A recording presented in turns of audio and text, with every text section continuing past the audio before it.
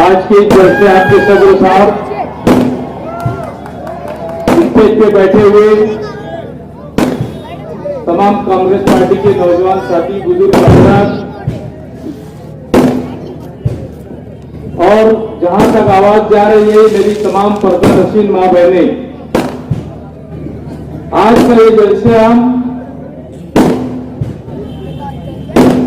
Congress party का दूसरा जलसा है और हम लोग ऐसा समझते हैं कि काम की बुनियाद के ऊपर बात करने के लिए आप लोगों के बीच में खड़ा हुआ। हम लोग किसी की बुराई और किसने क्या किया ये शहर ने देखा।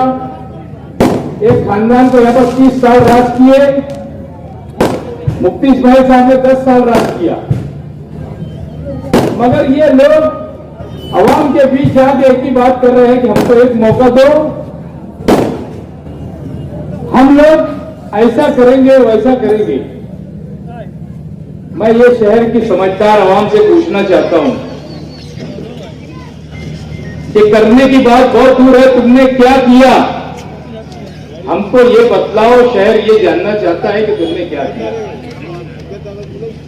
शहर मुझे 2001 के फसाद से देख रहा है। सदर बल्दिया था, कांग्रेस पार्टी ने मुझे उस वक्त सदर बल्दिया बनाई थी और मालेगांव शहर के अंदर 2001 के अंदर भयंकर फसाद फूट पड़ा था। मैं अपनी जान की परवाह न करते हुए शहर के तमाम देहातों से मुसलमानों को लाकर अपनी पनागाह में अपने घर के पास, हमारे घर के आजू बाजू स्कूलों के अंदर हम लोगों ने उनका साथ दिया, उनका खाने का इंतजाम किया। और जब जब मुसलमानों के ऊपर कोई आफत आती है तो तुम बतलाओ सच्चे दिल से कि 2 बम ब्लास्ट हुआ, कोरोना का पीरियड गुजरा, आप मुझे बताओ ईमानदारी से काम किसने किया? करोड़ों की काम की बात मालेगांव के अंदर होती है। दादा भूसे से साड़ गाड़ किया और मालेगांव का पानी दाभाड़ी को दे दिया। आपको दाभाड़ी का ही मालूम होगा। मैं बोलता हूं रावलगांव को भी पानी दिया गया, उसका ठहराव मेरे हाथ में अभी आया। इत्तेफाक से मुझे याद नहीं चला था, मैं उसको ठहराव को लेकर आता था। इन लोगों ने कुर्सी के लिए शेख रशीद खानवाला ने पूरे मालेगांव शहर के इज्जत को तार तार कर दिया। मालेगांव शहर के अंदर एक कमिश्नर था लतीफ देशमुख, खासतौर से आज आवाम को मैं बताना चाहता हूं कि लतीफ देशमुख करके एक कमिश्नर था मालेगांव कारपोरेशन के अंदर, एकदम छोटा सी पीस था, इतना बड़ा। वो जब रिटायर हुआ यहां से तो उसने मुझे बंगले के ऊपर ध्यान से फोन करके बुलाया कि एजाज भाई आप मेरे बंगले के ऊपर आओ। मैं जब बंगले के ऊपर पहुंचा, खुदा रसूल की कसम उसने जो बात बोला, अल्लाह को हाजिर नाजिर जान के बोलता कि उसने ये कहा कि ये शेख आसिफ मालेगांव शहर के लिए कैंसर है, इसको अगर तुमने खत्म नहीं किया तो मालेगांव शहर कभी तरक्की नहीं करेगा। कितनी बड़ी बात है, एक आयुक्त कमिश्नर बोलता। आप समझ लो कि कितना करप्टेड आदमी है।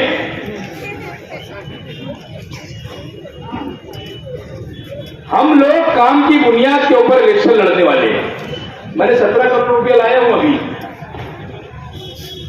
12 करोड़ रुपया गवर्नमेंट से लाया, 2 करोड़ रुपया नियोजन समिति से लिया, 3 करोड़ रुपया कमिश्नर से लिया था। ऐसा 17 करोड़ रुपये के काम चालू होना चाहिए। मुफ्ती साहब तो बोलते हैं मैंने 400 करोड़ रुपया लाया।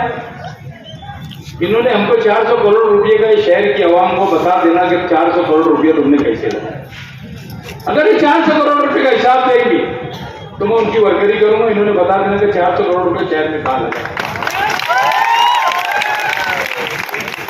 हजरत, आपको ऐसा लगता है कि वो दिन चले गए कि आप झूठ भी बोलते थे तो लोग तालियां बजाते थे कि नहीं मुफ्ती साहब तुम कुछ भी करो हम तुम्हारे साथ है, ये नारा खत्म हो गया तुम्हारा।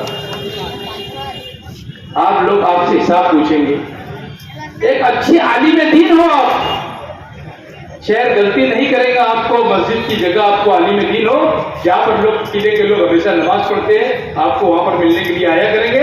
आप आराम करो, ये 5 साल तक के एजाज बेद को मौका दो, अल्लाह ने चाहा तो शहर के अंदर काम लो।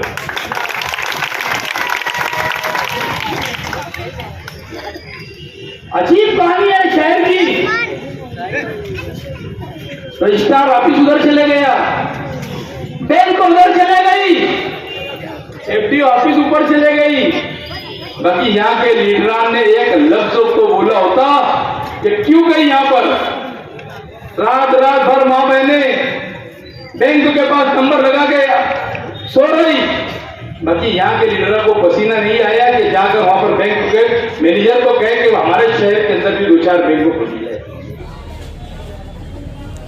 मैंने रजिस्ट्रार ऑफिस के लोगों से जाके बात किया और उनको ये कहा कि अगर आपको जगह की तंगी होगी तो मैं मालेगांव कमिश्नर से बात करूंगा, और बात करने के बाद आपको कारपोरेशन के अंदर एक आध रूम दिला के, जूनी कारपोरेशन के अंदर मैं एक रूम दिला के आपको यहाँ पर रजिस्ट्रार ऑफिस खुलवा दूंगा, जहां पर खरीदी बिक्री होगी।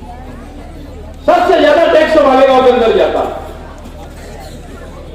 मगर काम जीरो। अभी तो नवी बात है मालेगांव का नाम बदली करने का। शहर के लोग, मैं आपसे एक बात पूछना चाहता हूं, मेरे मत मुकाबिल में जो लोग उम्मीदवार खड़े हैं, कि चुन के जाने के बाद क्या करेंगे मुझे तुम ये बता दो। मुफ्ती साहब तो रोना रो ही रहे थे कि हम लोग इख्तियार के अंदर नहीं है, इससे काम नहीं होता। तो कौन सा ये चुन के आ जाने के बाद ये सीएम बन जाने वाले आप?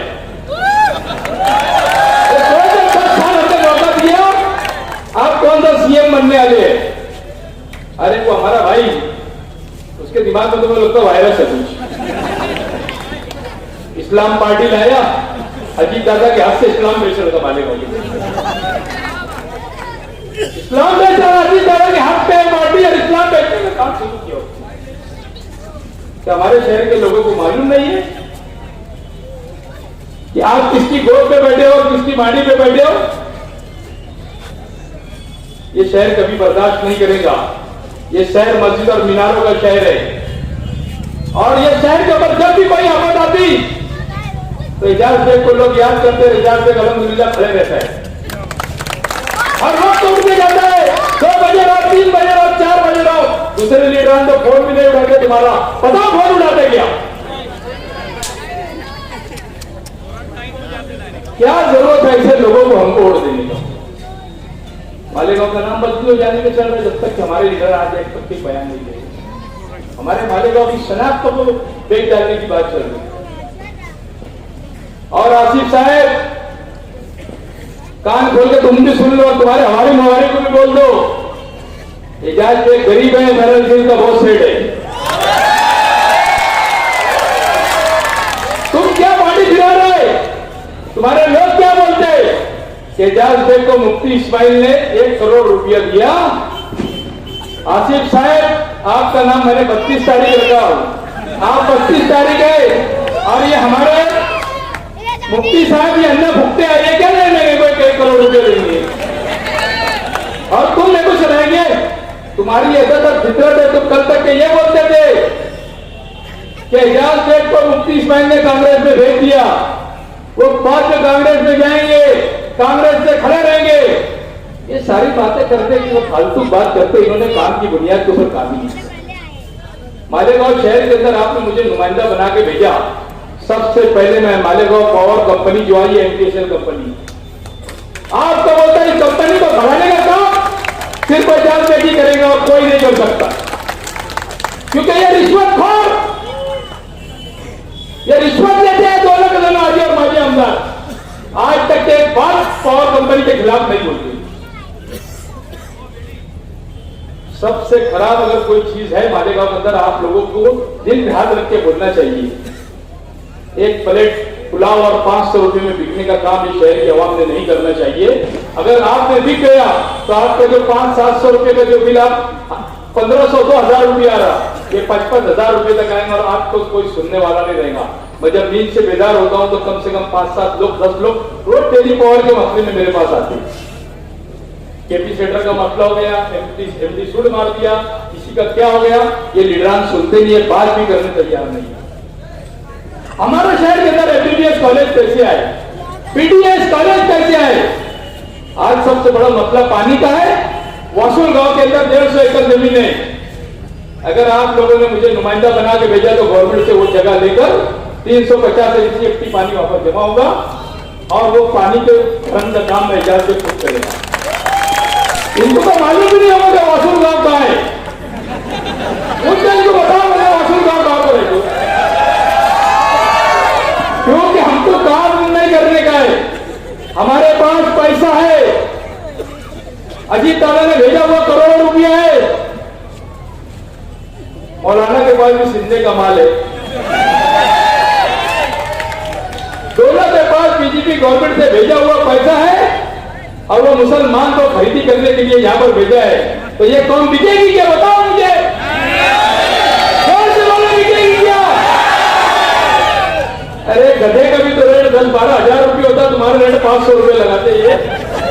शहर की आवाम को सुधर जाना चाहिए और मैं समझता हूं कि ये आवाम ने दिल और दिमाग बना लिया कि इनको घर भेजने की जरूरत है। इन्होंने कुछ काम नहीं किया। 5 साल वालिद और वालदा मोहतरमा 5 साल मेयर थे। 5 साल मेयर रहने के बाद इन्होंने 5% पानी पट्टी जो बढ़ के आती थी उन्होंने उसको ठहराव करके रद्द भी नहीं कराया कि भाई इसको रद्द कर दो, हमारा शहर बहुत परेशान है, हमारा शहर बहुत गरीब है। अगर वो चाहते तो 5% पानी पट्टी ठहराव करके रद्द करते थे और रद्द करने के बाद वो आज रुक जाती थी, मगर ऐसा इन्होंने नहीं किए। इनको जरूरत नहीं है आवाम की, इनको इनके पैसे से पैसा होना, करोड़ों रुपये का घपला फिर इन्होंने ठेके के अंदर किए, कचरे घोटाला भी फिर किए इन्होंने। बच्चों की खिचड़ी खा जाते हैं, कहां के लिए अरे हमारे मासूम बच्चों की खिचड़ी तुम खा रहे, जो उनको खिलाना चाहिए तुम वो नहीं खिलाते। तुम बच्चों को वही दाल चावल लेकर आते, जबकि शेड्यूल 8 दिन का अलग अलग शेड्यूल होता है। बताओ बच्चों को खिचड़ी के अलावा कुछ मिलती क्या, दाल चावल के अलावा कुछ मिलता क्या? रोज उसल, चोली, बटर, अंडा, केला, दूध, ये सारी चीजें शेड्यूल के अंदर है। और मैं तो समझता हूं कि मेरी बच्चुआ लग गई, नया जीआर आ गया कि स्कूल के अंदर वापस खिचड़ी देना, तो जो जीआर आया ये रद्द करने में बार बार बोल रहा था, उसका जीआर आ गया और इनका ठेका सब रद्द हो जाता है। मैं आप लोगों से वक्त की कमी की वजह से मैं आज बहुत सारी बातें करना चाहता था, मगर मैं एक बात आपको बोल रहा हूं कि 20 तारीख को आने वाले वक्त के अंदर 12 तारीख का जो हादसा हुआ था, यहाँ के आजी और बाजी आमदार ने जो फंसाने का शहर के अंदर लोगों से काम किया था, आप उसका बदला 12 तारीख का बदला 20 नवंबर को लेंगे, ऐसी मैं आप लोगों से अपील करता हूं। और मैं आने वाले वक्त के अंदर बहुत सारी तफसील से आपको बताऊंगा कि क्या काम करना है, शहर के अंदर क्या लाना है। आपने नुमाइंदा कीजिए तो मैं क्या करूंगा। शुक्रिया, जय हिंद, अस्सलाम वालेकुम।